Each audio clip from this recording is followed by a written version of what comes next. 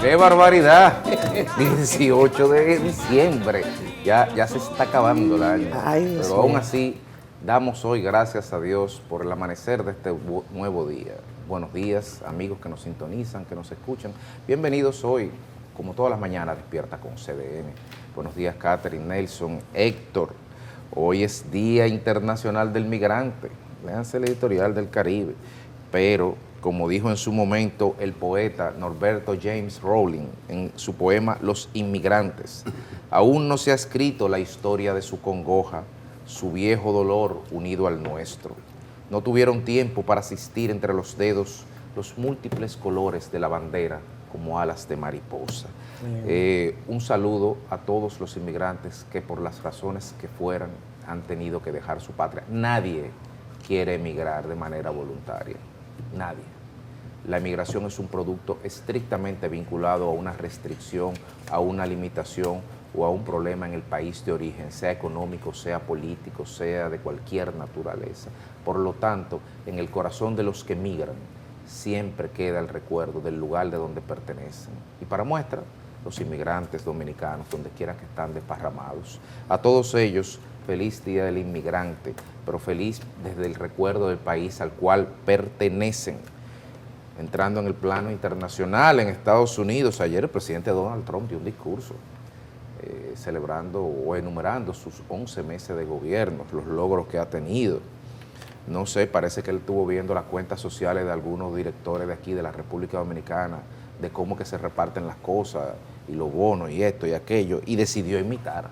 Dijo que le va a dar a 1.450.000 soldados de las Fuerzas Armadas norteamericanas una boronita de $1.776. Me permito recordar que ese es el año de la independencia norteamericana y que el año que viene se cumplirán 250 años de la misma. Por lo tanto, ese número simbólico es un bono del guerrero que el gobierno del presidente Donald Trump está dando. El equivalente, calcúlenlo ustedes, de 110.000 pesos dominicanos. Habla que de 1.500 a 110.000 hay una notable diferencia. En el día de ayer también hubo otro ataque en una lancha en el Pacífico, informó el Departamento de Guerra. 4 personas fueron dadas de baja en una operación de ataque cinético, o sea, un misilazo le pegaron a una embarcación.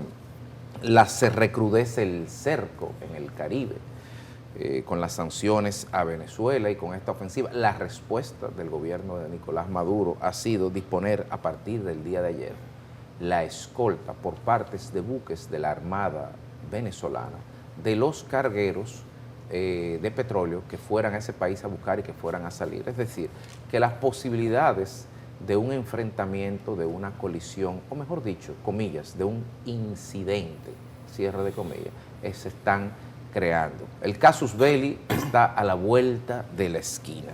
En Bruselas, los europeos todavía no han encontrado la forma de cómo es que le van a hacer, perdón por la expresión, capú y no te agache a los activos congelados rusos en el banco Euroclear.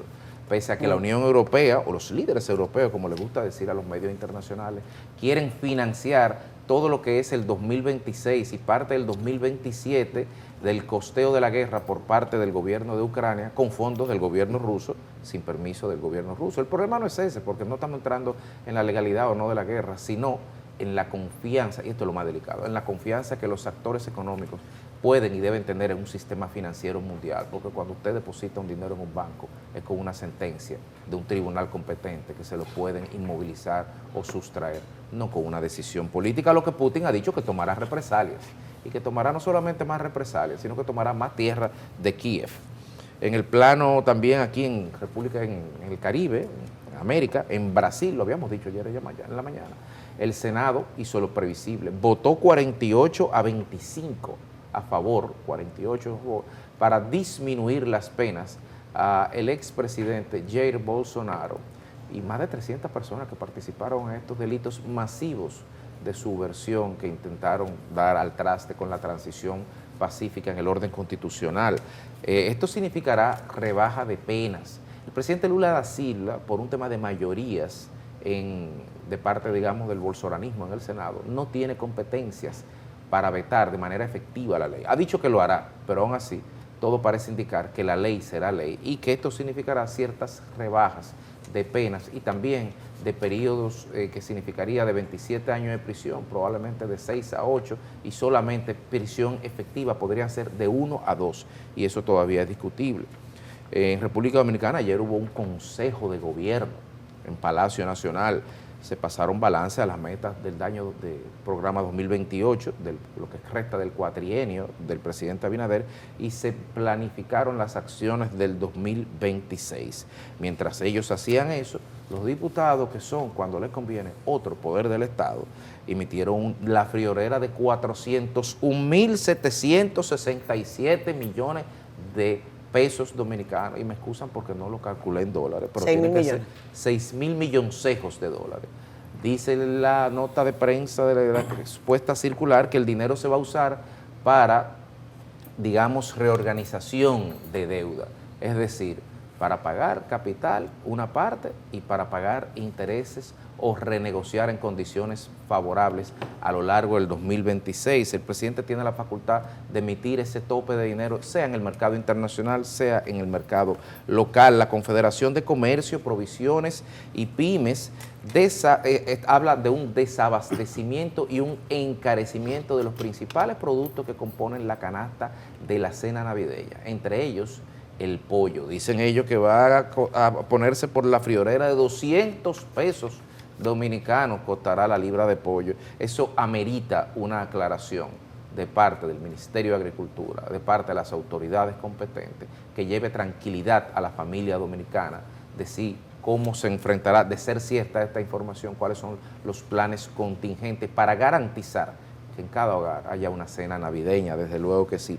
Y finalmente, la Sociedad Dominicana de Neumología y Cirugía Torácica advirtió lo que todos sabemos en la República Dominicana, que los virus respiratorios andan por sus anchas, y señaló que en esta partida, en esta Navidad, no solamente a propósito del Día Migrante, cuando las personas vienen a celebrar, traen regalos, también pueden traer cepas de otros países, de afecciones respiratorias, de las muchas que están circulando en este momento, y hizo un llamado, y aquí lo reiteramos, de que si usted se siente mal, vaya al médico y no se automedique, para que pueda pasar una Navidad en tranquilidad y para que el año nuevo le empiece de la manera mejor y más favorable. Buenos días. Buenos días, Día del Migrante. Es un tema muy actual, incluso anoche por ahí fue que comenzó Trump cuando comenzó a hablar. Esa sigue siendo la obsesión de Donald Trump. Ustedes recuerdan cuando estaban discutiendo el presupuesto de Estados Unidos, que él decía que la droga, que la droga, que la droga. La mayor cantidad de recursos está destinado para perseguir la migración. Un presupuesto más que la DEA, más que la CIA, más que el FBI juntos, para perseguir la migración. En un momento histórico en que el migrante es el que está padeciendo, no solamente con Trump. Ustedes ven que llegó a Chile ahora Castro, lo primero que dijo es que ahí es que va a perseguir a los migrantes, y eso se está extendiendo mucho. La migración, señores, hay que verla de distintos ángulos. Casualmente cayó esta madrugada, porque estaba embargado hasta las 12 de la noche, un informe de la Organización Internacional de las Migraciones sobre los aportes de los venezolanos a la economía latinoamericana. Te lo mandé, Catherine, ahorita. Dice ese informe de la Organización Internacional de las Migraciones, a propósito del Día del Migrante, lejos de suponer una carga para las naciones de acogida, los millones de migrantes venezolanos establecidos en Latinoamérica y el Caribe son un motor de desarrollo, aportando con su consumo más de 10.600 millones de dólares anuales. Y ahí entra en detalle de los aportes que hace esa migración venezolana, que es un punto, porque la inmensa mayoría de esos venezolanos que han migrado es por razones económicas, es en busca de un mejor nivel de vida. Hay mucha gente que se equivoca y cree que esos millones lo que andan huyéndole a la represión en Venezuela. Incluso hay muchos puntos de vista y enfoques. Hoy hay un análisis hoy en uno de los periódicos que dice, millones de venezolanos han debido abandonar sus casas, sus trabajos, etcétera, empujados por una represión que no distingue. No, ellos están buscando mejores niveles de vida. Entonces ahí vienen unas distorsiones sobre la migración venezolana y la situación que hay en Venezuela. Desde hace días yo no he insistido mucho en el tema de Venezuela, porque yo hago mi ecosistema. Y yo dije aquí, primero, que los yanquis no iban a invadir. Mañana cumplen 4 meses y no han invadido. Segundo, dije que ahí, con la tecnología que ellos tienen, lo que van a hacer aislamiento, sabotaje, asesinatos si es necesario. Eso que está pasando. Asfixia y aislamiento. Pero esas sanciones y esos aislamientos lo que hacen es agravar cada vez más la situación de los venezolanos y venezolanas, que ustedes van a ver si son 7 y pico algo, cuando viene a ver si eso se tiene mucho, ahorita son 8 o 9 millones. Aislamiento que no es opción. Los estrategas dicen, tú para aislar un país, para que tenga efecto, es que no tenga alternativa. Y Venezuela le sobran las alternativas, porque dicen que están metidos los rusos, que están metidos los chinos, que están metidos los iraníes, que están metidos los cubanos, que no lo mencionan, pero los cubanos son un arma fundamental. Son los primeros. Son los primeros. Y yo me doy cuenta que ahora no mencionan los cubanos, pero dense cuenta que dicen, no, pues esos cubanos están muriendo de hambre. Muriendo de hambre. Ese barco que pirateó Trump, porque eso es piratería, ¿para dónde que iba? ¿Dónde que iba a recalar? Era a Cuba. Y ahí se da el trasvase, le dan un menudo a Cuba, tenga ese chin, tenga tantos galones, o sea, Cuba, además los cubanos son la cabeza del aparato de seguridad ahí adentro. Entonces, si tú tienes opciones para dónde agarrarte, no va a funcionar el aislamiento, va a estrangular, pero va a estrangular a los demás abajo. Vamos a ver en qué parará eso, pero ya con lo que dijo Trump ayer, también dentro del mismo ecosistema que yo he dicho aquí, me han caído arriba, y dije, señores, es el petróleo, olvídense de narco, de Tren de Aragua, ¿cómo que se llama? La cosa del sur. De los soles. Los soles, etcétera, es el petróleo. Yo quiero que me le pregunten a María Corina, María, ¿qué te opinas de eso? Que Trump dice que es el petróleo de él. Y la tierra también. Eso nadie lo va a entender. Pero ni modo, se desmorona la narrativa falsa. Pero el punto es los aportes que hacen los venezolanos y venezolanas. Yo tengo muchos amigos venezolanos, principalmente venezolanos. Yo creo que tú veas cómo añoran su tierra. Iba a decir algo de los préstamos estos, solo aclarar. Esos 4.100 millones son los que están consignados en el presupuesto de este año. ¿Sabes que eso tiene un déficit de 3% del PIB? Ellos van a pagar intereses, etcétera, etcétera. Entonces el año entero, cuando le van dando salida, la gente dice, otro préstamo más. No, pero estos son los préstamos que vamos a ver en el año. Por lo menos la Fuerza del Pueblo y el PLD, la Cámara de Diputados, protestaron, porque a veces ellos lo apoyan, el paquete del bono, y el año entero están condenando la deuda. Pero el hecho es que nosotros, llevamos la economía popular, tenemos que coger prestados grandes millones para pagar intereses, porque a veces no alcanza ni para amortizar. A mí me preocupa el uso que se le vaya a dar a ese dinero, porque a veces se desvía y se inventan muchísimos programas. 18 de diciembre, ya sí llegamos. Buen día. Así mismo, 18 de diciembre, va avanzado el mes. Ya se ha recorrido más de lo que falta.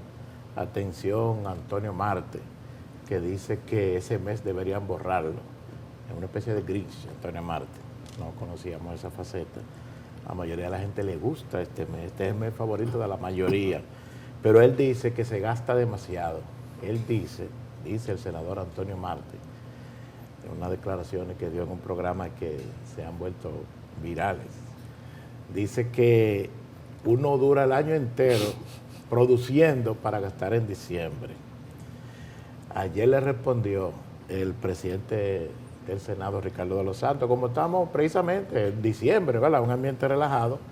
Entonces un periodista se le ocurrió preguntarle al presidente del Senado, que estaba tocando un tema importante, y entonces se ve cuando cambia la cara Ricardo y entonces sonríe cuando le pregunta al periodista sobre esta declaración que ha dado Antonio Marte de que deberían eliminar el mes de diciembre, él dice que al colega Antonio Marte que entienda que este es un mes bonito, un mes para recordar el nacimiento del niño Jesús, que es un mes para compartir con la familia, y finalmente lo exhortó a que afloje el codo, así lo dijo literalmente el presidente del Senado. O sea, que afloje el codo, sí, así mismo. Que suelte, así mismo, literalmente.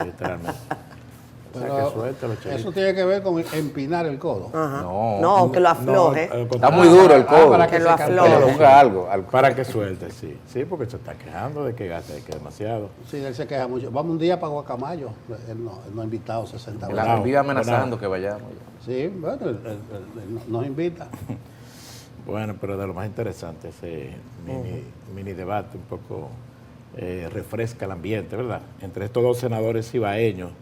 Y a propósito, el Congreso ya inicia su pausa decembrina. Yo decía el lunes, estos días van a ser las últimas sesiones, esta semana van a ser las últimas sesiones. No sé en el caso del Senado, pero ya el presidente de la Cámara de Diputados, después de esa sesión de ayer que ustedes mencionan, donde se aprobó el tema de la deuda, él convocó para el próximo 6 de enero, o sea que ya inicia esa pausa de Navidad y Año Nuevo para los legisladores, por lo menos en el caso del Congreso, me imagino que en el caso del Senado también.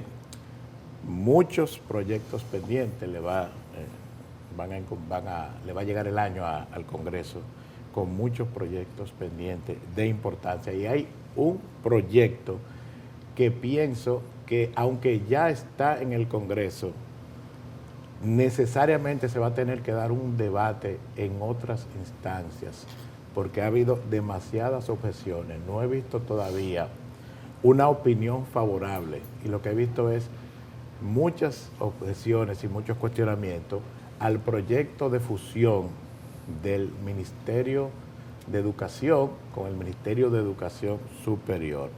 Objeciones de peso, fundamentadas, y de sectores que entienden el tema. O sea, no estamos hablando de una simple reacción que a veces se da casi por instinto de la oposición política. Siempre ocurre ahora y ocurre antes, que cuando hay una iniciativa de importancia, la reacción natural de la oposición, del que esté en la oposición en ese momento, es precisamente oponerse, objetar, cuestionar.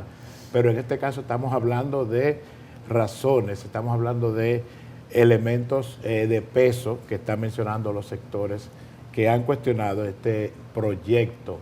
Entonces habría que ver si se oponen a la fusión o si se oponen a puntos específicos. He escuchado de los sectores que he hablado, he escuchado muchas razones, muchos motivos para oponerse. Ayer fue Finjus, la Fundación Institucionalidad y Justicia, advierte que esta fusión podría generar incertidumbre, inestabilidad jurídica y afectar la continuidad de políticas públicas para el desarrollo, fundamentales para el desarrollo educativo del país. Pero ya se había opuesto la Asociación de Rectores Universitarios, la ADRU, y ya también había hecho sus observaciones, tanto EDUCA como la ADP, o sea que son actores de peso.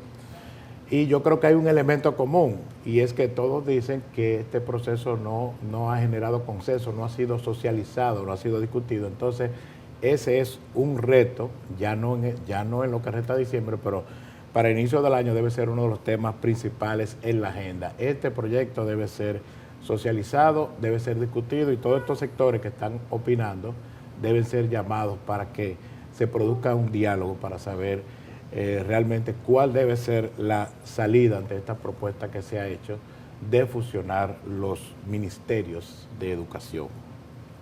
Bueno, buenos días, Héctor. Buenos días también a Federico, a don Nelson y a toda la audiencia de Despierta con CDN, que se prepara ya para la Navidad. Tal y como lo habíamos dicho hace algunos días, sabíamos que el tema de que aparezca el pollo, del abastecimiento de pollo, iba a ser un tema. Hay algunas denuncias por parte de comerciantes y también de consumidores que hay dificultad para acceder a una de las principales carnes de la mesa del dominicano. Y la verdad es que ojalá podamos hablar durante el programa de hoy con algunos especialistas y quizás hasta con el propio ministro Limber Cruz para que nos explique cuáles podrían ser las razones por las que hay esta dificultad en el mercado dominicano a días de la cena de Navidad. Por supuesto, hay una alta demanda. En mi caso, yo no he conseguido harina pan por parte, que quería hacer unas arepitas y alguien me dijo, pasé unas hallacas. Harina pan no hay. Eso significa dos cosas, que los dominicanos están comiendo arepas, cachapas, o que hay mucha gente haciendo hallacas en estos días. A propósito, compañeros, de esto, del Día Internacional del Migrante, yo solo saludo de lo que comentó Nelson, que él tiene muchos amigos venezolanos y yo soy una de ellas. Y como yo soy su amiga, no puedo responderle públicamente sobre toda la extensión de su comentario porque no va a ser la tónica con la que me va a gustar arrancar este programa. Pero debo decirlo porque hay muchos televidentes venezolanos que probablemente hayan sentido y hasta resentido de alguna parte del comentario que mi compañero hace con toda la libertad y que uno valora independientemente de que coincida o no en su totalidad. 7.9 millones de venezolanos están regados por el mundo y en el Día Internacional del Migrante yo compartí con producción 2 fotografías. Una de ellas es del escultor Bruno Catalán. Él es un escultor ya nacionalizado italiano, pero marroquí, de origen marroquí, y que muestra en gran medida cómo termina siendo el momento en el que el migrante se marcha. Y lo que termina dejando en un individuo, cualquiera sea su nacionalidad, el rastro de la decisión de partir. Ese vacío que difícilmente usted puede describir, pero que esta imagen es muy relevante y muy oportuna. Todo aquel que ha tenido que emigrar, como bien señalaba Federico, no ha migrado porque le ha dado la gana. Nadie quiere irse de su país de origen y se los dice una migrante, hija y nieta de migrantes. Las condiciones socioeconómicas sí, en gran medida pueden ser parte de la receta, pero yo me pregunto, ¿quién es el principal responsable del futuro económico de un país cuando se tiene secuestrado el poder político durante 26, 27 años consecutivos y en donde además usted ha decidido reventar en su totalidad el aparato productivo nacional? Si no, vayan a las fincas, haciendas, millones de tareas o hectáreas en Venezuela expropiadas por el difunto Hugo Chávez y que hoy están en la ruina, al igual que todo el aparato productivo nacional.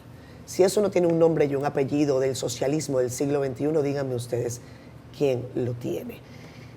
Tengo que decir que hace algunos días el señor Volker Turk, quien es el representante comisionado de Naciones Unidas para los Derechos Humanos, ha publicado un informe que vale la pena que se revise y que muestra el detalle de las agresiones y violencia sistemática del gobierno de Nicolás Maduro en contra de los derechos humanos.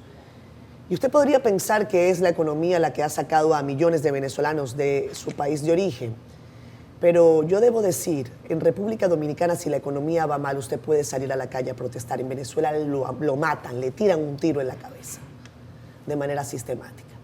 Entonces, ¿es la economía o es un gobierno criminal el que ha sacado a 7.9 millones de venezolanos de su país, que no necesariamente tienen opción para regresar? Claro, usted tiene opción vivir arrodillado, usted tiene opción vivir callado, usted tiene opción vivir sin libertad. ¿Es una opción hoy vivir sin libertad? Cuando usted ha olido la libertad, no en países extranjeros, cuando usted ha vivido en libertad durante años en su país de origen, ese que le rompe el corazón cada vez que piensa en él, ese que mostraba en la escultura de Marsella, la escultura del migrante, y que definitivamente tiene a mucha gente soñando con volver.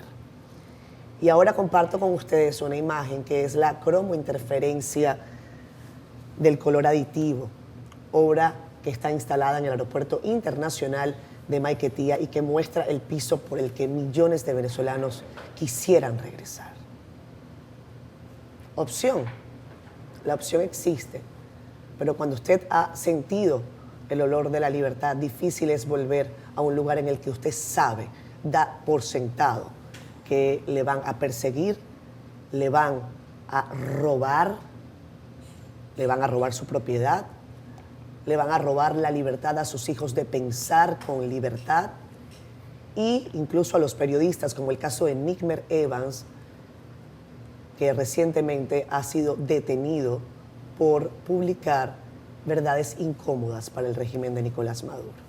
Entonces, en el Día Internacional del Migrante, yo creo que sí, la sociedad venezolana en su mayoría padece de esta condición que yo digo a veces no es del todo negativa, uno aprende mucho siendo migrante, uno vuelve a tener otra vida, uno suma amigos, suma gente, suma contenido, pero sí es cierto que como la obra de Catalán le deja a uno un vacío para siempre. Nuestra compañera Raiza Álvarez está lista para decirnos que está en la portada del Caribe y por supuesto de CDN. Así es, muy buenos días compañeros, buenos días a toda la audiencia de Despierta. Iniciamos este vistazo por el periódico El Caribe con el Banco Central, que destaca el comportamiento ordenado que exhibe el tipo de cambio. El mercado ha mostrado resistencia desde la pandemia y aún en un contexto marcado por tensiones y choques externos. En otro tema, el Poder Judicial y la Escuela de la Judicatura realizaron la designación e ingreso de carrera a los nuevos jueces y juezas correspondiente a la promoción del 2023. Y en la página 12 de la edición de este jueves abordamos la fusión del MINERT y MESID, la cual ha provocado más inquietudes. En el caso de Finjus pide debates y dice que podría generar incertidumbre e inestabilidad jurídica. Y cerramos con el presidente Donald Trump, que alude a la gestión que le precedió, a la que acusó de haber inundado ciudades y pueblos de migrantes indocumentados. Y en la contraportada hablamos de deportes y del clásico entre Cibao FC y Pantoja, que cierra la fase regular de la LDF. El partido se jugará esta noche en el estadio Cibao Fútbol Club de la Pucamaima en Santiago y será transmitido por CDN Deportes. Y ahora pasamos a nuestro portal digital cdn.com.do, donde usted podrá informarse de las noticias más importantes del país y el mundo, como esta de la última reunión del Consejo de Ministros del 2025, donde se presentaron avances en metas priorizadas y se coordinaron acciones para el 2026. En otro tema abordamos los debates que ha generado entre legisladores oficialistas y opositores por la aprobación de bonos soberanos. Y cerramos en Santiago, donde se entregó a las autoridades el nombrado Barba Negra, uno de los más buscados por la muerte de un comerciante en Los Alcarrizos. Así que les invitamos a que visiten nuestro portal digital cdn.com.do y además adquiera El Caribe para que esté enterado de estas y otras informaciones en todo momento. De mi parte es todo, mantenga la sintonía con Despierta. Vamos al parte meteorológico de este jueves extendido para el viernes y cuidaos el fin de semana. Jim Suriel y el boletín de meteorología. Muchísimas gracias, muy buenos días. Vamos a conocer los fenómenos atmosféricos que han incidido en las últimas 24 horas en la región del Caribe, también afectando a República Dominicana. Una vaguada se ha desprendido del Frente Frío número 14 y desde ayer aportó algunos núcleos nubosos y algunas lluvias moderadas en algunas provincias.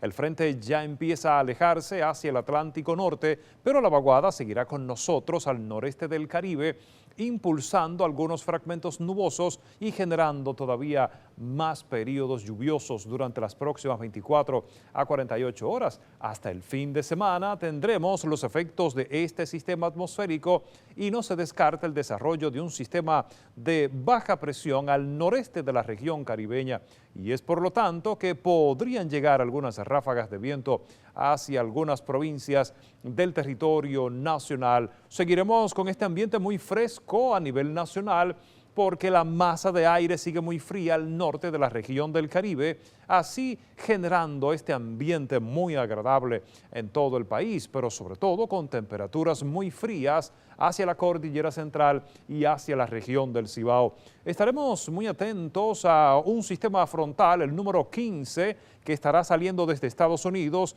durante el fin de semana y podría traer una vaguada a nuestra región.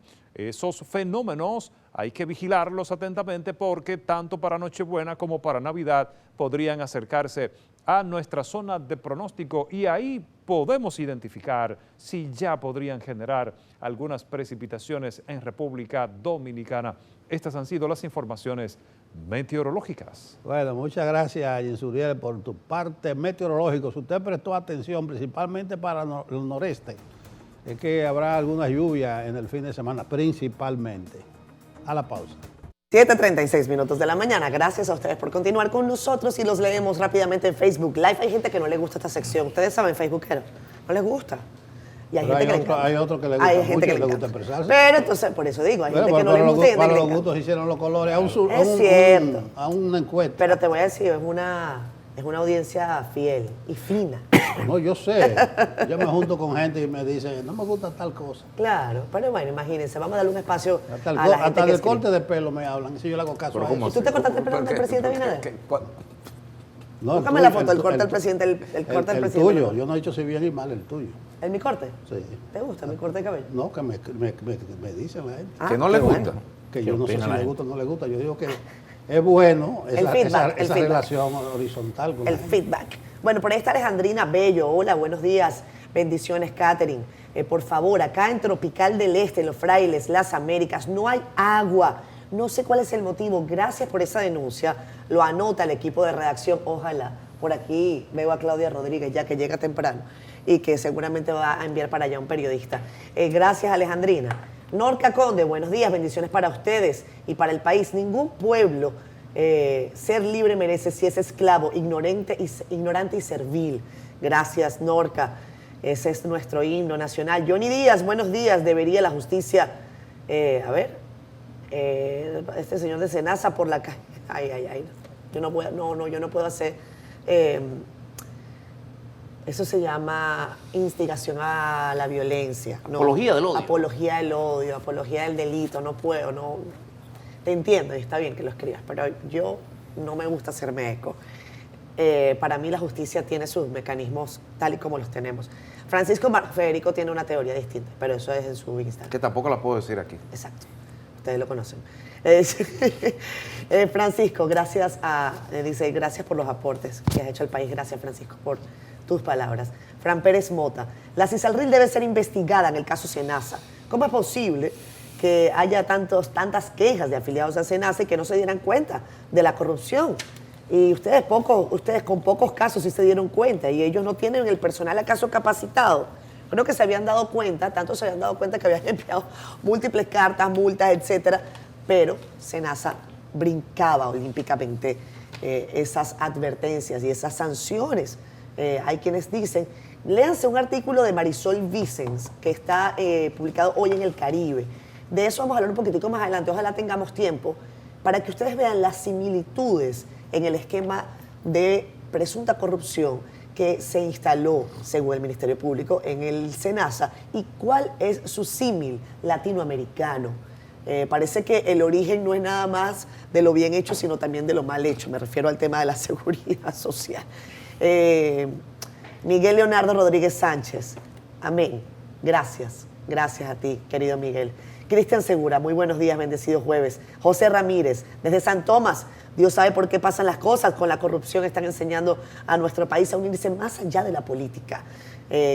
José, gracias por tu comentario. Está Jacqueline Pérez desde Atomayor. Alan Daniel Vargas Corsino, como siempre, dice que le encanta la Navidad, que es una época muy, muy bonita. Y María Mercado también nos manda buenos días. Son las 7:39 minutos de la mañana. Federico. Como decíamos al comienzo del programa, el presidente de los Estados Unidos, Donald Trump, compareció ayer miércoles 17 de diciembre ante la nación desde la Casa Blanca para ofrecer un balance detallado de su gestión al cumplirse 11 meses de su regreso al poder. Durante su alocución, el mandatario sostuvo que su administración ha logrado revertir lo que calificó como un desastre heredado de la gestión anterior, proyectando un futuro de fortaleza sin precedentes en el país. El discurso estuvo marcado por un fuerte tono nacionalista en el que Trump aseguró que Estados Unidos ha dejado de ser objeto de burlas en el escenario internacional. Según el líder republicano, la percepción global del país ha dado un giro radical desde enero y afirmó que los líderes mundiales han vuelto a respetar la soberanía y las decisiones estratégicas de Washington. Trump afirmó que gracias a la política de seguridad implementada no se ha registrado el ingreso de migrantes en situación irregular durante los últimos 7 meses, un logro que calificó como el más importante en la historia fronteriza de la nación. Vamos a ver en este pequeño corte parte de la intervención del presidente Donald Trump el día de ayer. Más del 50% de los cuales habían matado a más de una persona. Eso es lo que el gobierno de Biden permitió entrar al país y esto no puede volver a ocurrir. Tenemos hombres compitiendo en deportes femeninos, transgéneros por doquier, criminalidad desatada, una situación absolutamente inaceptable. Tuvimos los peores acuerdos comerciales en la historia de nuestro país. Éramos el hazmerreír del mundo, pero eso ya se acabó. Durante los últimos 11 meses hemos tenido cambios positivos en Washington más que ningún otro gobierno en la historia de los Estados Unidos. Nunca había habido algo como esto y creo que la mayoría de la gente está de acuerdo. Yo fui elegido en una victoria avasallante, ganando el voto popular, los 7 estados péndulo y todo lo demás, con un mandato para enfrentar un sistema enfermo y corrupto que realmente estaba drenando la prosperidad de la gente, aplastando los sueños de los estadounidenses.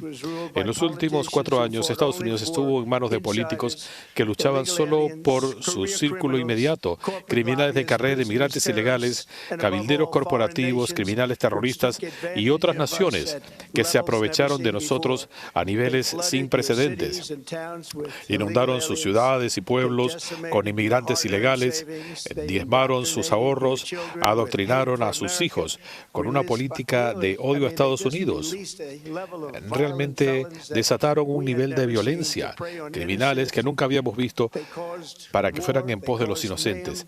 Causaron guerra, caos, una situación horrible en todo el mundo. Ahora tienen un presidente que está luchando por la gente que respeta la ley y que trabaja duro en nuestro país, la gente que hace funcionar a este país y que hace que funcione. Y después de apenas un año hemos logrado más de lo que cualquiera hubiera podido imaginar. Desde el primer día tomé medidas inmediatas para frenar la invasión por nuestra frontera sur. En los últimos 7 meses. Bueno, ahí estaba Donald Trump en su alocución de anoche. Me recuerda una canción, bueno, la Villa Caracas la puso muy popular, Paraíso Soñado. Él pintó un paraíso, pero lo que me llama la atención es que todas las encuestas, todas sin excepción, dicen que más de 2/3 partes de los norteamericanos no están conformes con la marcha de la economía, pero Trump dice que sí, cuando él habla de la inflación está controlada pero no baja. En ese sentido, no sé de esa bonanza, de esa prosperidad. Incluso cuando él menciona el precio de los combustibles, inmediatamente le ripostan y le muestran estado por estado de que realmente los combustibles no están bajando. Lo de los aranceles es un tema. Él dice que ese es su buque insignia, su bandera. Incluso dice él que ha logrado llevar tantos empleos y lograr tanto dinero en Estados Unidos que hasta $1.700, son 700 que le va a dar a los militares, un mensaje a los militares, una brisita navideña va a dar Trump allá de tanto dinero que está bollante. Hay un tema, la Corte Suprema está discutiendo el asunto de los aranceles y ya ha hecho 2 audiencias. Y en esa audiencia se ha escuchado, incluyendo al presidente de la misma Corte Suprema, expresar cierta duda sobre la legalidad de los aranceles. Por eso alguna gente dice que habrá que esperar qué dice la Corte Suprema de lo que Trump afirma es su buque su buque insignia. Él dice que ha hecho a Estados Unidos más grande, que lo ha hecho más respetable en el mundo, pero la gente está viendo otra cosa. Esa reunión con Xi Jinping en Corea del Sur, lo que evidenció que Estados Unidos ya no es el hegemón, el eje hegemónico en el mundo, y que este mundo está repartido entre grandes potencias. Pero ahí está el discurso de Trump, optimista, como debe ser, pero reitero, buscar todas las encuestas, pero no de la popularidad de Trump, que está en un 30-35%, sino de la valoración que hacen los estadounidenses de la marcha de la economía. Muchos dominicanos y venezolanos miraron con atención este discurso porque Tucker Carlson, no sé qué avispa fue que le picó, dijo que Trump iba a anunciar en esa locución la invasión a Venezuela. ¿Y eso se anuncia? Sí, una gente dice, y eso se anuncia, una invasión. Pero ellos dijeron que... Tucker Carlson está mirando para los palos de luz hace rato. No, mi candidato al Pulitzer es Tucker Carlson, el Pulitzer.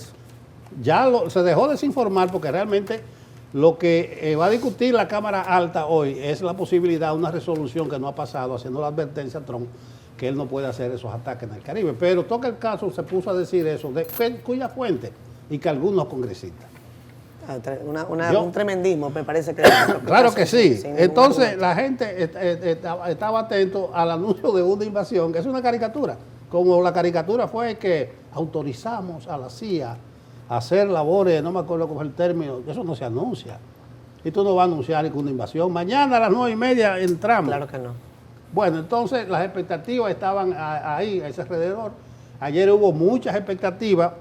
Además salió un avión desde acá, un avión carguero, salió desde el Águila, rumbo al sur, entonces eso también generó algunas especulaciones. También hubo un jet que salió de Aruba y tuvo a chocar con otro tanque. Otro más. Ayer sí, un jet. Otro más, porque tienen el transpondedor apagado. Yo lo siento. Pero también hubo otro ataque a otra... Sí, hubo otro ataque. Sí, en el Pacífico, ya van 99. El Senado le está pidiendo a Marco Rubio y a Pete Hegseth las imágenes.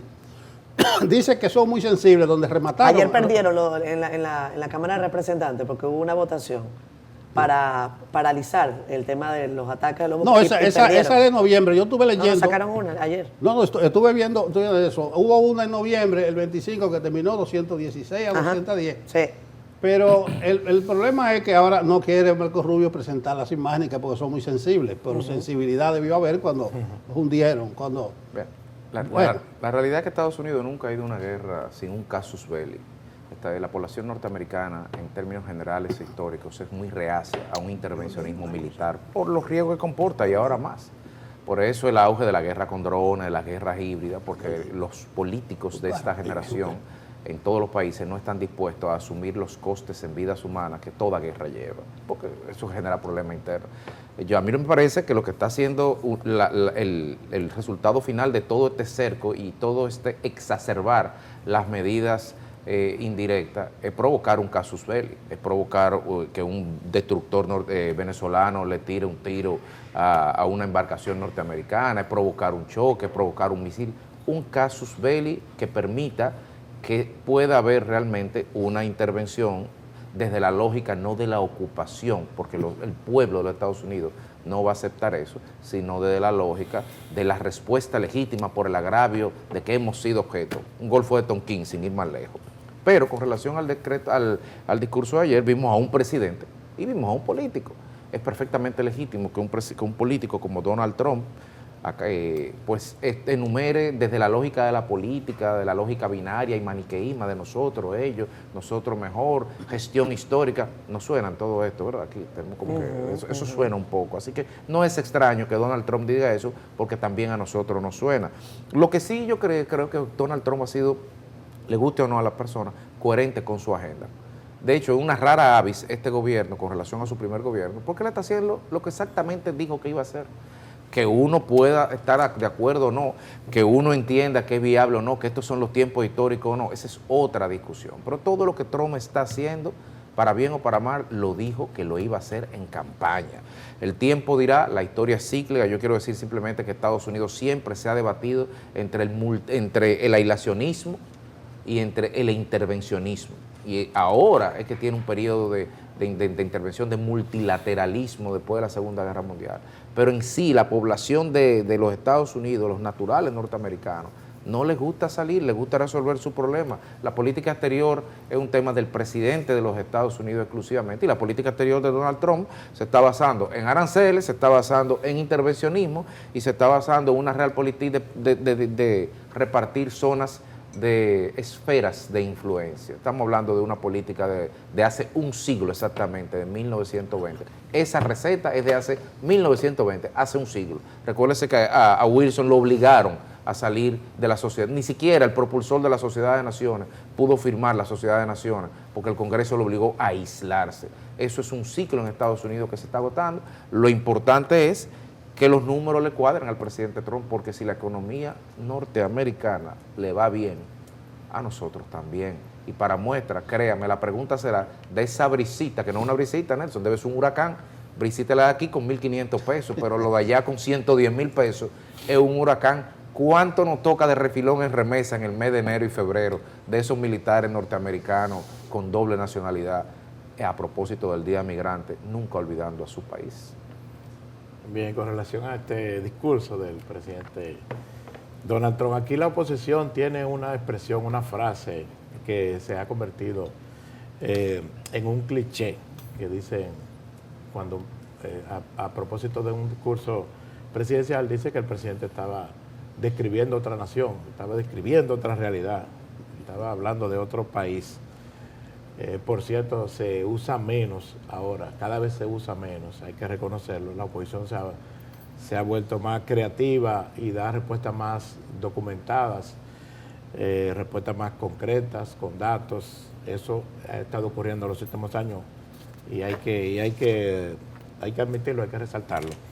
Pero esta expresión cabría en cierto modo aquí porque Donald Trump, que es un hombre realmente de utilizar expresiones muy extremistas, fíjense cómo él describe una realidad de que se pasó de lo peor a lo mejor, y todas esas cosas que él dice, 11 meses, que es realmente muy poco tiempo para lograr tantos cambios como él está diciendo, pero él es así. Ese discurso es muy Trump. Un discurso de 18 minutos, duró menos de 20 minutos. Si lo sabré yo, que estaba esperando para el cierre, ¿verdad? O sea, era lo que me faltaba para el cierre anoche en el periódico. Y cargado de ataques a la oposición. Eso también, evidentemente, que forma parte de una estrategia, por lo que decía don Nelson, el tema de que los números de él no están muy bien, entonces revivir su tema bandera, que es el de la migración, o hacer énfasis y atacar a la oposición, atacar a los que lo precedieron, pues es parte de una estrategia política, a ver si se levanta esa imagen del presidente Donald Trump. Miren, ayer el presidente, en otro tema, el presidente de la República, Luis Abinader, encabezó Consejo de Ministros y Directores. Se trataron temas que son metas y prioridades para el gobierno. Hay algunos periódicos que titulan como que el gobierno pasa balance a sus logros. Yo creo que también pasa balance a lo que no necesariamente salió bien. José Ignacio Paliza fue el vocero y aclaró que el mandatario ha sido reiterativo con su opinión en el caso de corrupción de Seguro Nacional de Salud, SENASA. No especificó si ese tema se abordó en el encuentro, pero yo creo que es una perogrullada decir que eso no se tocó. A lo mejor no era un tema punto en la agenda, pero en todas las conversaciones de este país, y raro y absurdo sería que en el seno del gobierno nacional ese tema no se toque. Vamos a escuchar qué dijo el señor José Ignacio Paliza. El presidente ha reiterado su posición histórica sobre el tema. Y solamente expresarles a ustedes algo que compartí en mi cuenta de redes sociales hace algunos días. La República Dominicana hoy cuenta con una persecución de la justicia que no mira hacia el Palacio Nacional para poder decidir si investigar, si perseguir, si acusar a una persona, a un entramado, a una estructura. Tenemos hoy independencia en la persecución de la justicia y por primera vez en la República Dominicana aquel funcionario público que tiene un comportamiento contrario a las mejores prácticas, contraria a la ley, tiene consecuencias. Bueno, Paliza informó además que el 11 de enero se va a desarrollar una jornada de articulación con los ministros y directores que conforman el gobierno, con la participación de técnicos internacionales. Hay algunas publicaciones sobre lo que ocurrió ahí ayer. Yo creo que es mucho más lo que no se dice que lo que se dice, pero al margen de lo que el gobierno esté haciendo, hay otra información de la que hoy nosotros no queremos dejarla fuera. Y tiene que ver con el tema de la canasta básica, con el consumo de productos. Vengan conmigo, señores de producción, porque estoy cambiando rápidamente de tema. Sé que tenemos ya al señor Winston Marte, que es profesor, también ingeniero agrónomo, tiene una maestría y un doctorado en ciencias agrarias de la Universidad de Kyushu, y estará conversando con nosotros sobre una información que está desplegada en la prensa nacional y que tiene que ver con el aumento del precio del pollo en algunos mercados, escasez del mismo en otros. Hay una información publicada en el periódico El Nacional de ayer que señala que la venta está cayendo entre 50 y 70% en mercados del Distrito Nacional, y dice que el pollo se vende la libra entre 75 y 85 pesos. Sin embargo, hay algunos que dicen la libra podría llegar a 200 pesos. Por otra parte, el tema del cerdo se está cotizando, especialmente la pierna, entre 120 y 140 pesos la libra. Pero específicamente sobre el tema del denunciado desabastecimiento de pollo, vamos a conversar con Winston Marte para que él nos dé su perspectiva sobre qué podría estar pasando. Winston está con nosotros vía telefónica y le agradecemos enormemente que nos atienda a las 7:56 minutos de la mañana. Señor Winston, ¿cómo está? Gracias. Muy buenos días, un gran placer estar participando por esta vía con ustedes sobre un tema tan importante para el país. Qué bueno que usted nos atienda. Ayer el Partido de la Liberación Dominicana denunció que el costo de la cena navideña estaba alcanzando en este 2025 la cifra récord de 16.825 pesos. Y uno de los factores más importantes de la cena navideña es evidentemente el pollo. Con la experiencia que usted tiene, la información que maneja, ¿cuál es la situación actual? ¿Qué es lo que estamos viendo y por qué tenemos este efecto en los mercados? Realmente hay un problema de planificación profundo y de apoyo a la producción agropecuaria nacional. Por ejemplo, el caso del pollo ocurre porque no se previó con tiempo incubar la cantidad necesaria de huevos para que pudiéramos tener la cantidad de pollitos bebé acorde a la demanda que podría registrarse para esta época del año. Entonces hay un pequeño déficit por un lado. Por otro lado, los pollos están saliendo de menor tamaño y en consecuencia baja la cantidad de libras ofertada al mercado, y evidentemente que también el efecto que tienen los altos precios de las otras carnes, tal como usted mencionaba, como de la carne de cerdo, hace que también un segmento más importante del mercado de la población dominicana pues también acuda a demandar más carne de pollo. Como hay un choque de oferta, es decir, una disminución de las cantidades de libras que deben de ofrecerse para esta época del año, en la que los intermediarios han visto reducida de manera significativa la cantidad de pollo que reciben diariamente para ofertarle a sus clientes. Obviamente que esto presiona los precios hacia el alza en el caso de la carne de pollo, que es la más demandada en el país, ¿no?, como principal fuente de proteína. Esa es la situación por ese lado. También están bastante caros los vegetales y otros productos que se usan para la cena navideña, como la papa. O sea, hablar de que la papa se encuentra a más de 50 pesos por libra en los colmados es realmente alarmante. Claro. Yo visité uno de los supermercados más importantes antes de ayer y prácticamente amaneció de un día, de una tarde, digamos, de las 6 de la tarde hasta el otro día, hasta la 1 del mediodía, no tenía pollos. Es correcto. Entonces eso es realmente alarmante. Y por eso es que el precio ha ido presionando hacia el alza. Winston, usted habla de de que no se incubaron huevos, habla de una falta de planificación, pero pregunto, pero también en el verano vimos entonces que el precio del pollo era porque los pollos estaban muriendo por el calor. Sí. Y ahora en invierno, porque, o casi llegando al invierno, porque no se incubaron los huevos necesarios.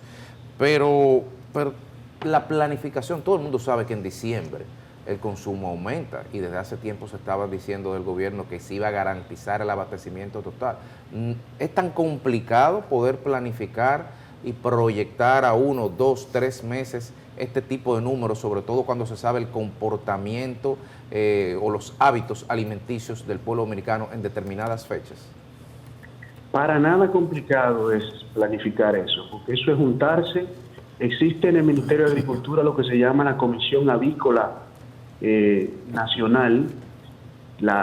Esta comisión está integrada por la Asociación Dominicana de Avicultores y otros productores independientes, así como también las autoridades del gobierno representadas en el Ministerio de Agricultura. Y ellos se pueden poner de acuerdo perfectamente para incubar las cantidades de huevos necesarias de manera que puedan satisfacer la oferta. En el verano pasó lo mismo. Incubaron varios millones menos de huevos fértiles y entonces teníamos pollos de menor tamaño igualmente que ahora y menor cantidad de unidades de pollo. En el verano tuvimos los dos problemas y ahora de manera extraña también se están presentando la misma situación. Por ejemplo, cuando uno ve los mismos precios que registra el Ministerio de Agricultura, los monitoreos que hace a nivel de colmado, en 9 barrios de la capital, pues uno ve que la moda, es decir, el precio que más se repite, ya es 100 pesos por libra de pollo en los colmados, y en uno me sorprendió que ya vi que estaba en 110. Entonces, si eso es aquí en el Gran Santo Domingo, a medida que se aleja de los centros de producción, en el sur profundo, en el este, también para la parte del noroeste del país, pues el precio también sigue en ascenso. Entonces se le agrega un componente más de transporte. Bueno, es bueno hablar con un profesor de economía que vaya a los supermercados. Tú tienes ahí una visión muy práctica, porque me está llamando la atención, y es una pregunta general. Yo veo la Federación y Asociaciones de Comerciantes que hablan indistintamente. Para algunos los precios están normales, pero yo sé que eso están alineados con el gobierno, pero para otros hay alza de precios.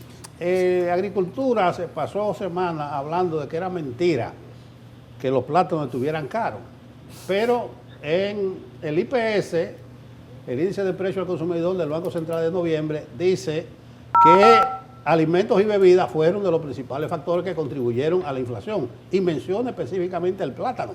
Entonces, ¿cómo que el ministro de Agricultura se pasa 3 semanas diciendo que no y el Banco Central dice que sí? Una pregunta general, el manejo de estas estadísticas, ¿es que se hacen en frío y no van a los colmados y a los supermercados? Bueno, pienso que sí, porque la verdad solo es una y siempre sale. Cuando usted ve, por ejemplo, como usted está explicando, uno analiza el índice de precio de los alimentos de los países de Centroamérica. República Dominicana, en términos interanuales, registra 8.13%, es decir, la inflación de los alimentos y bebidas no alcohólicas en la República Dominicana a noviembre ya ha alcanzado, en términos interanuales, 8.13%, casi el doble de la meta del Banco Central, pero ve otros países como Costa Rica, por ejemplo, que registra un índice de precio a los alimentos y bebidas no alcohólicos de menos 76%, menos 0.76%, es decir, están decreciendo allí, reduciéndose los precios. Otros países de la región alrededor de 2.5, 2.3, o sea, nosotros lo duplicamos, y esto es precisamente porque no se está apoyando al campo con políticas de apoyos esenciales como la preparación de tierra subsidiada o gratuita para que micros y pequeñitos agricultores puedan preparar 10, 5, 15, 20 hectáreas de tierra y sembrarla de estos rubros como el plátano, como la yuca, como la batata, que son otros rubros que también han aumentado significativamente los precios, y tal como usted dice, el Banco Central lo confirma. En el caso específico del mes de noviembre, casi el 72% de toda la inflación registrada en el país fue explicada por el grupo de alimentos y bebidas no alcohólicas. De manera que el problema de la oferta suficiente de alimentos está presionando la inflación general del país. Winston, con relación al tema, bueno, estamos viendo el problema, estamos viendo las causas del problema, pero la cena de Navidad dentro de 6 días, entonces, ¿qué se puede proyectar? ¿El gobierno, que tú tengas conocimiento, ha tomado alguna medida en el sentido de garantizar suministros y precios? ¿Se está hablando de importación? ¿Hay algo en camino? ¿Cuáles son las medidas a tomar sobre ese desafío? Bueno, con el plátano hay poco que hacer porque es un cultivo de largo anual, de un ciclo un poco largo. Yo jamás recomendaría que se importe plátano porque hay un riesgo sanitario inminente por la presencia de una enfermedad conocida como el mal de Panamá o Fusarium Plaza 4, que está en algunos países de Centroamérica y de Suramérica, está en Colombia, en Ecuador. Entonces esa es una enfermedad muy devastadora que sí entraría mucho daño. Entonces importar plátano está descartado desde el punto de vista técnico. La papa siempre se importa, hay que tener mucho cuidado con esto. Debe hacerse en coordinación con los productores de Constanza para que no afecte tampoco la cosecha, pero que sí el consumidor pueda recibir un producto de calidad a precio asequible realmente. Es que, vistas las condiciones de cómo venían aumentando los precios en el año de los productos agrícolas, debió organizarse, programarse un programa especial de apoyo a la siembra de estos rubros de ciclo corto para que precisamente en la Navidad tuviéramos abundancia de vegetales, de hortalizas. Porque yo les menciono la papa y esto, pero por ejemplo la zanahoria también está bastante cara. O sea que es un producto altamente usado ahora en la... Winston, pero dime entonces, navideña. don Winston, pero díganos entonces qué está barato, para que la gente pueda armar su cena de Navidad. ¿Usted sabe qué está barato? ¿Qué? El aguacate. Buenísimo. El aguacate es muy saludable y hay abundancia de producción, está a bajo precio. Eso es lo que yo veo más, lo que encuentro cuando reviso los datos, obviamente, es lo que está más asequible a la población. Bueno, muchísimas gracias, profesor Winston Marte, economista especializado en materia agrícola, por acompañarnos durante esta mañana. Él es profesor en la Universidad Autónoma de Santo Domingo y además recurrente invitado en Despierta con CDN. Ojalá lo tengamos de nuevo por acá en persona. Don Winston, gracias. Un placer siempre. Y feliz Navidad de manera anticipada. Gracias, igualmente. Vamos a pausa. Ya regresamos. En días recientes, Richard Medina, economista, estuvo con nosotros analizando varios temas. Nosotros quedamos muy impresionados por su profundidad y cómo él, de manera objetiva, valora los hechos concretos. A propósito del caso Senasa, se ha hablado muchas cosas, pero vamos a los expertos. Vamos a hablar con Richard. Yo quisiera iniciar, después de los buenos días, él está vía Zoom con nosotros, por el tamaño del caso. No sé si aquí se puede hablar de hoyo, porque siempre dicen el hoyo, tal cosa. Él sabe de lo que yo le estoy hablando. Vamos a ver de la magnitud de este caso, visto por un economista experto. Buenos días, Richard. Muy buenos días, para mí es un placer estar con ustedes y un saludo a todos los que nos escuchan y nos siguen a través del canal y de las distintas plataformas. Yo creo que son dos cosas. Uno es el fraude, el tamaño del fraude, que es algo que la Procuraduría General de la República está trabajando, y otro tema es precisamente el hoyo financiero. Si definimos hoyo financiero de una manera bastante sencilla, como el tamaño del déficit de Senasa, pues ese hoyo tiene dos cifras. Cuando decimos déficit, es precisamente que Senasa, como una empresa que es, gastó más de lo que ingresó. El déficit para 2024 es de alrededor de 8.000 millones de pesos. Esos 8.300 millones de pesos vienen en 2024 luego de una revisión de cifras que hizo el equipo actual de SENASA, que publicó el jueves, viernes o sábado pasado, en base a corrección de estados financieros para 2024. Es decir, que antes teníamos unas cifras que fue la que dio el equipo anterior, y esas cifras precisamente fueron revisadas ahora. Entonces, eran de 2.000 millones, 2.100 millones originalmente, ahora está en 8.300 millones.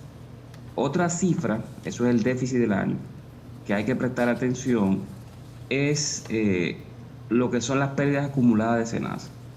Una empresa va teniendo déficit o superávit por año, y eso lo va sumando y va fortaleciendo el capital de la empresa. En el caso de SENASA, con esta revisión que se hizo de los estados financieros solamente de 2024, no de los años anteriores, pues se tiene que las pérdidas acumuladas de SENASA llegaron a 14.500 millones de pesos. Eso se debe primero al déficit del año pasado, que fueron 8.300 millones, sí, pero también a una partida adicional de facturas o gastos de años anteriores que no estaban computados en los estados financieros. Entonces ya ahí eso genera unas pérdidas muy elevadas, de aproximadamente una cuarta, quinta parte del ingreso operativo de SENASA cada año, y eso genera un aumento de los pasivos, de las deudas de SENASA. Precisamente esas deudas ya están duplicando los activos, por lo tanto el capital es negativo. Entonces, la duplicación de los pasivos, de las deudas, se debe a facturas que fueron autorizadas pero no han sido liquidadas todavía, o facturas que ya fueron autorizadas, que los médicos, los hospitales, las clínicas mandaron a SENASA y no han sido pagadas. El problema con esta situación es que SENASA pasó de pagarle facturas a los prestadores de servicios de salud, que como se llaman, a 30 días. Ahora las está pagando, o al cierre de 2024, vamos a ver cómo la ha ido manejando el equipo nuevo, la estaba pagando a 60, 90, 120 días. Y eso obviamente le genera problemas a toda la comunidad de servidores, de prestadores de servicios de salud, porque le están pagando tarde. Entonces, en algunos casos, pudieron haber reducido, eliminado la cobertura a los afiliados no dando el servicio. Richard. Yo diría, sí. Buenos días, gracias por la llamada. Te pregunto, con relación a esto de los estados rectificados, tenemos un estado 2024 que hablaba de 2.100 millones, y luego a raíz de este proceso la nueva administración, digamos, rectificó, rehizo, analizó los fundamentos y concluyó de otra forma. Pero yo te pregunto, la confección de un estado financiero, de un ente regulado de esta naturaleza, ¿está arreglado? ¿Tiene su protocolo? ¿Hay unos parámetros? ¿Tiene unas NIC que regulan todo como sombrilla? Entonces, ¿cómo se hace de una forma y llegamos a una conclusión? ¿Y qué se evitó hacer en lo anteriormente, que cuando lo hicimos de nuevo llegamos a otra conclusión en el mismo año y con los mismos números? Mira, efectivamente, en estos casos, como son empresas reguladas, la superintendencia a cargo, que es la CISALRIL, la superintendencia de salud y de riesgos laborales, pues tiene unas normas de contabilidad, que son las llamadas NICs, que esas normas, ellos le mandan el tipo de contabilidad que deben llevar, cuáles partidas deben mostrar en el estado financiero. O sea, es muy completo, muy completo.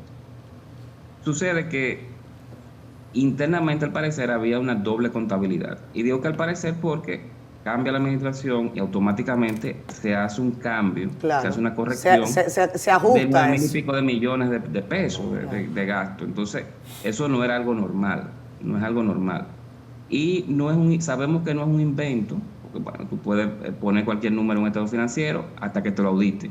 No han sido auditados estos, como no fueron auditados los originales. Pero sabemos que no es un invento porque efectivamente había muchos prestadores de servicios de salud, muchos médicos, clínicas, laboratorios, farmacias, que estaban en 2024 y parte de 2025 cobrando tarde. Entonces, si no hubiesen pasado lo que pasó, o sea, si no vemos estos estados financieros corregidos, pues, y no hubiese esa deuda oculta, como yo le llamo, esos pasivos ocultos, pues entonces todo el mundo estuviera cobrando temprano, porque el dinero daba para pagar a todo el mundo temprano. Pero al atrasarse, es la evidencia también de que efectivamente hubo una serie de pagos o de facturas que no se estaban transparentando en los estados financieros y que se transparentaron esta semana con la corrección que se hizo de los mismos. Richard, yo quiero preguntarte, tú hiciste una interesante cronología, digo yo, casi que un examen forense a ese balance que ya hizo SENASA, esta corrección que tú mencionas del año 2024 y que arroja el déficit de 8.300 millones de pesos, esa revisión, ¿verdad?, de cifras. Y tú mencionas entre una de tus conclusiones que de llegarse a niveles cercanos a 60.000 millones del fraude de los últimos 5 años, y quiero que me digas de dónde sale ese número, 60.000 millones de posible fraude, dices, estaríamos frente al mayor fraude que se conozca en República Dominicana, incluso mayor que Baninter. Danos el detalle de esto, por favor. Mira, una cosa es el déficit. Sí, el déficit claro, y otra cosa es el fraude. 8.000 y pico de millones. Y otra cosa es el tamaño del fraude, eso no se ha determinado. Exacto. Yo menciono esa cifra asumiendo niveles cercanos a lo que vimos que dice la Procuraduría de esos 2 proveedores que están, o 3 proveedores que están procesados. Okay. Entonces tú haces una estimación de los 4 o 5 años que duró el supuesto esquema y bueno, te da un número cercano a 50, 60 mil millones. Pero eso es solamente con 3 proveedores, hay que revisar qué pasa con los demás. No, claro, eso es asumiendo que se revisa con todos. Exacto. Ahora, ¿qué pasa? Que si, como dice la Procuraduría, había médicos o proveedores que ponían facturas, que cobraban el servicio, pero no daban el servicio, pues ya eso tú tienes que revisar factura por factura. Yo no sé si eso lo van a hacer. Claro. Me imagino que se enfocarán en cosas grandes que sean más que nada procesables, pero no en cosas pequeñas. Pero el dato real hay que esperar. O sea, hay gente diciendo que los 8.000 millones es el tamaño del fraude, que los 15.000 millones de pérdidas acumuladas del tamaño del fraude. No, eso es contable, eso es otra cosa. Exactamente. Porque podemos tener fraude en partidas que no están dentro del déficit, sino que fueron cubiertas simplemente con los ingresos. A ver, con el tema de la comparación del fraude más grande, eso es en términos nominal. Obviamente, 50.000 millones de pesos hace 20 años es mucho mayor, vale mucho más que 50.000 millones de pesos hoy, porque la inflación, los precios van subiendo. Entonces yo diría que es algo más simbólico eso. Sí. Es decir, bueno, nominalmente, en términos corrientes, ese sería, de superar el dato de Baninter, el monto mayor. Y una pregunta.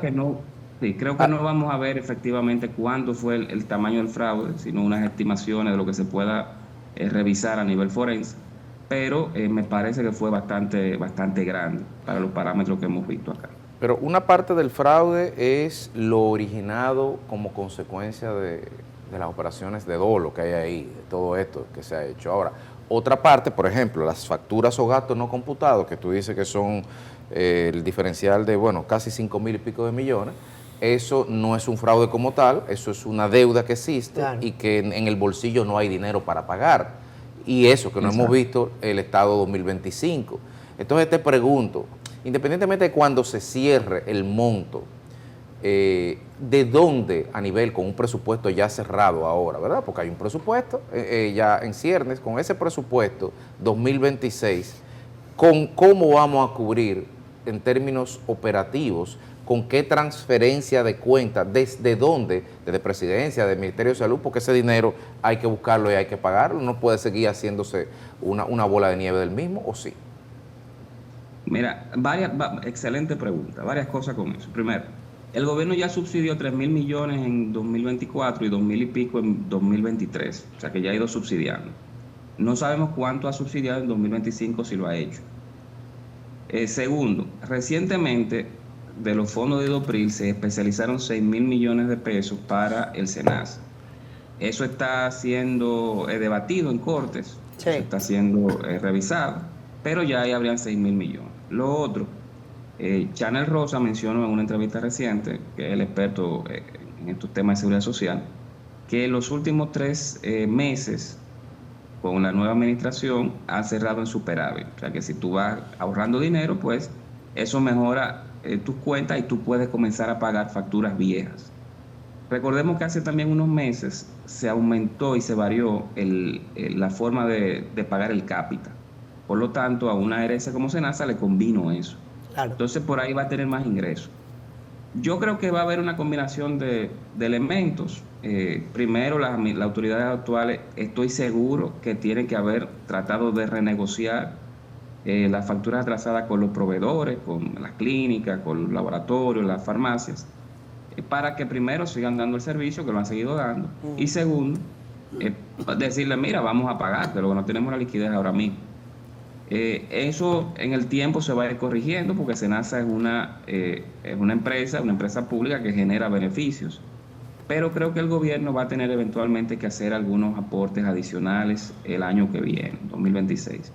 ¿Cuánto será ese aporte? No lo puedo decir todavía, porque no sé qué ha pasado en 2025. No tenemos los estados financieros todavía de ese año, pero no podemos descartar que va a haber una transferencia corriente importante de parte del gobierno el año que viene.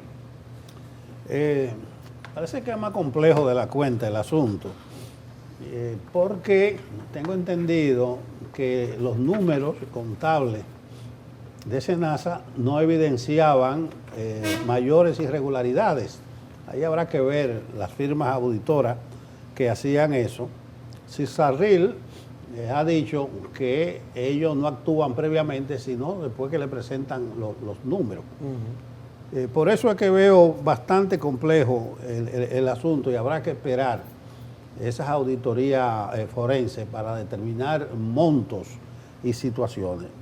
Dice Chanel, tú lo mencionas, que Senasa puede perder todos sus activos. Y él dice que por cada peso de activo hay 2 de pasivo.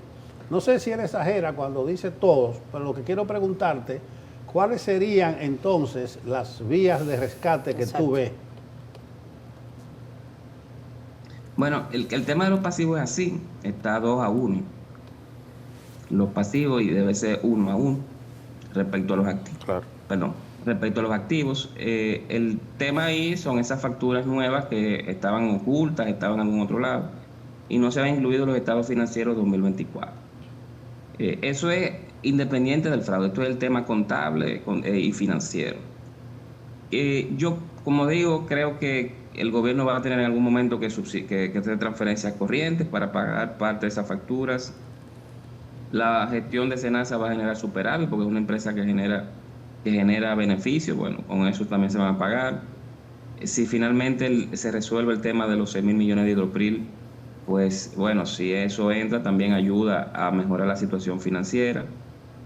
Más el ingreso adicional que hay debido a los cambios que hubo en la dispersión del cápita hace unos meses. Entonces todo eso va a ayudar a mejorar la situación financiera de Senasa. Por la magnitud del déficit, la magnitud de las pérdidas acumuladas, yo creo que eso no es algo que se vaya a resolver en un año.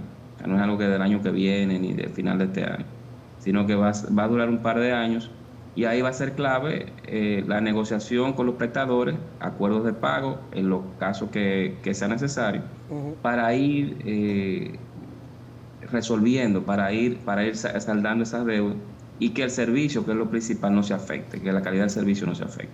Richard, qué bueno que estás con nosotros, porque además de economista tienes un rol interesante también dentro de una organización político-partidaria. Y este caso, lamentablemente, llega en momentos en que hay quienes plantean, aún sigue pendiente la reforma de la ley 8701, la ley de seguridad social. Quiero tener tu perspectiva sobre esto.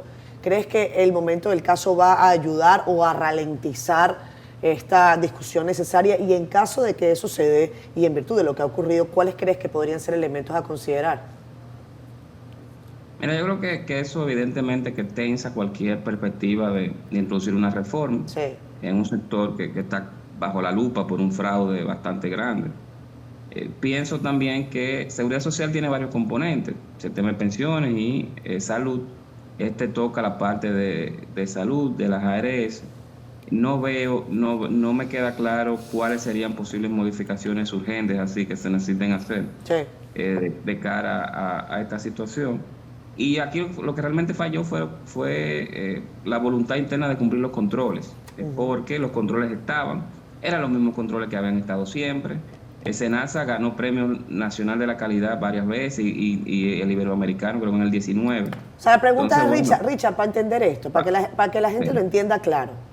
O sea, SENASA engañó a todo el vivo, o sea, engañó a todo el gobierno, engañó a los que hacen transparencia, a los que hacen ética, a CISALRIL, al presidente, engañó al mundo, o sea, todos los de SENASA engañaron a todo el vivo. Permiso, Richard. Y sobre esa misma pregunta también, tú hablas de faltó voluntad interna en los controles, claro. Pero había obligación de supervisión externa de parte de la CISALRIL. Entonces, montando en lo que dice Catherine, ¿cómo fue posible el engaño?